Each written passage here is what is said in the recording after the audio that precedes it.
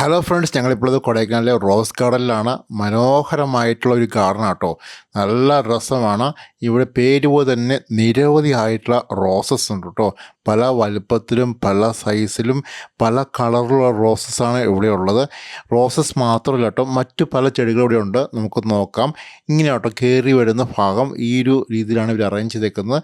ഇവിടെ കയറി വരുന്ന ഭാഗത്ത് റോസസ് അല്ല, മറ്റ് പല ചെടികളാണ്. പ്രത്യേകിച്ച് ഇലച്ചെടികളൊക്കെയാണ് ഇവിടെ അവർ വെച്ചേക്കുന്നത്. അതുപോലെ തന്നെ കുറേ പൂക്കളുണ്ടാകുന്ന പല തരത്തിലുള്ള ചെടികളുണ്ട്. ഇതിൻ്റെയൊക്കെ പേര് എനിക്ക് കറക്റ്റായിട്ട് അറിയില്ല.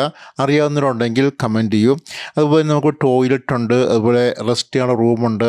അപ്പോൾ ഉള്ളോട്ട് കയറുമ്പോൾ കാണുന്ന കാഴ്ച ഇങ്ങനെയാണ്. ഇവിടെ റോസസ് ഒക്കെ വെട്ടി നിർത്തിയേക്കും കേട്ടോ. അതായത് സെപ്റ്റംബർ മാസം പോവുകയാണെങ്കിൽ നമുക്ക് ഈ റോസസിൻ്റെ ഫ്ലവർ അങ്ങനെ കാണാൻ പറ്റില്ല.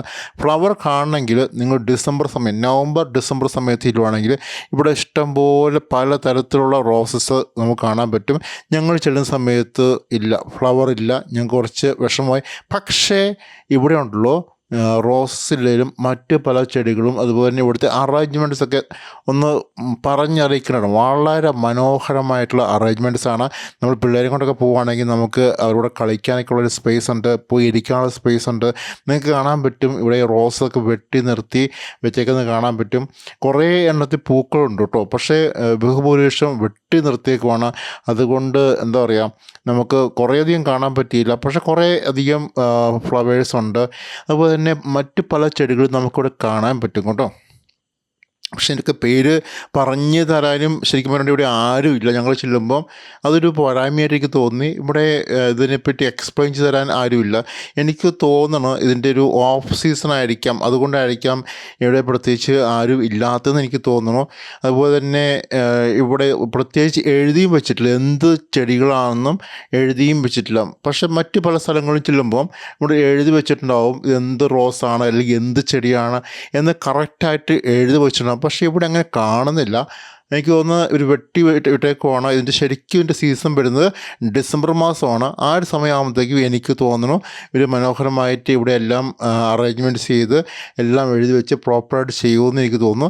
ഞങ്ങൾ ചെന്നപ്പം അധികം വിസിറ്റേഴ്സ് ഇല്ല കേട്ടോ, കുറച്ച് വിസിറ്റേഴ്സേ ഉള്ളൂ. അപ്പോൾ നിങ്ങൾ മുഴുവനും കാണുക, പൂർണ്ണമായിട്ട് വീഡിയോ കാണുക.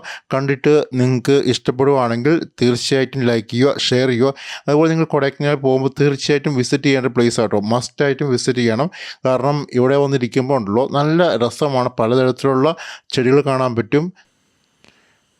ഞങ്ങളുടെ വീഡിയോസൊക്കെ ആദ്യമായിട്ട് കാണുന്ന കൂട്ടുകാരാണെങ്കിൽ വീഡിയോസ് കണ്ട് ഇഷ്ടപ്പെടുവാണെങ്കിൽ ഒന്ന് സബ്സ്ക്രൈബ് വയ്ക്കുക. ഇതുപോലുള്ള നിരവധിയായിട്ടുള്ള വീഡിയോസ് കാണാൻ പറ്റും. അതുപോലെ തന്നെ ഒന്ന് ലൈക്ക് ചെയ്യുക, ഷെയർ ചെയ്യുക. നിങ്ങൾ പരമാവധി ലൈക്ക് ചെയ്തേ എല്ലാവരിലേക്കും എത്തുള്ളൂ. അതുകൊണ്ട് ഇഷ്ടപ്പെടുവാണെങ്കിൽ ഒന്ന് ലൈക്ക് ചെയ്യണേ. അതുപോലെ ഇഷ്ടപ്പെട്ടില്ലെങ്കിൽ ഡിസ്ലൈക്ക് ചെയ്തു, ഒരു കുഴപ്പമില്ല. അപ്പോൾ നിങ്ങൾ ഇവിടെ വരുമ്പോൾ അറ്റ്ലീസ്റ്റ് നിങ്ങളൊരു ഹാഫ് ആൻ അവറെങ്കിലും ഇവിടെ സ്പെൻഡ് ചെയ്യണം. ഒരു മണിക്കൂറൊക്കെ നിങ്ങൾക്ക് ഇവിടെ സ്പെൻഡ് ചെയ്യാം. ഡിസംബർ മാസമൊക്കെയാണ് വരുന്നതെങ്കിൽ ഇവിടെ ഇഷ്ടം പോലെ കാണാനുണ്ട് കേട്ടോ. പക്ഷേ ഒരു സെപ്റ്റംബർ മാസം മുതലുണ്ടെങ്കിൽ ഇതുപോലെയൊക്കെ ഉണ്ടാവുള്ളൂ. നിങ്ങൾ പരമാവധി ഡിസംബർ മാസം കൊടൈക്കനാലിൽ വരാൻ ശ്രമിക്കുക. അങ്ങനെയാണെങ്കിൽ കുറച്ചും കൂടെ ബെറ്റർ ആയിരിക്കും. എല്ലാ ഭാഗങ്ങളും ബെറ്ററായിട്ട് നിങ്ങൾക്ക് എക്സ്പീരിയൻസ് ചെയ്യാൻ പറ്റും. ഈ കൊടൈക്കനാലിൻ്റെ സൗന്ദര്യം ഉണ്ടെങ്കിൽ ഇവിടുത്തെ പ്രകൃതിയാട്ടോ, പ്രകൃതിയിലെ വിസ്മയങ്ങളാണ് ഈ കൊടൈക്കനാലിൻ്റെ സൗന്ദര്യം. ഓക്കെ, നെക്സ്റ്റ് വീഡിയോ കാണാം. Bye bye.